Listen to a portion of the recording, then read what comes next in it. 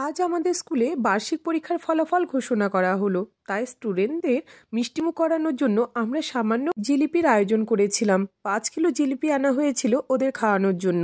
রেজাল্টের ডেট আগে থেকে বলে দেওয়া সত্ত্বেও অনেক বাচ্চাই কিন্তু অ্যাবসেন্ট ছিল, সেই জন্য একটু মনটা খারাপও লাগছিল। তবে যারা এসেছিল খুব আনন্দ করে খাবারটা উপভোগ করেছে, আর আমাদেরও খুব ভালো লেগেছে।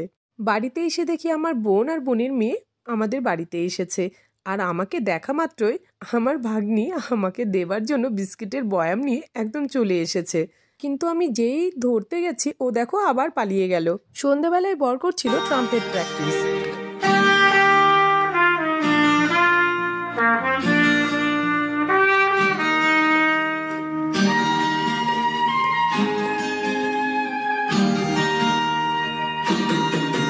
আমি এদিকে ডিনারের জন্য রান্নাটাও সেরে নিলাম। ডিনারের জন্য আমি করেছিলাম পটল, পনির, মটরশুঁটি, টমেটো আর বড়ি দিয়ে একটা মিক্স সবজি, যেটা কিন্তু আমার ভীষণ পছন্দের।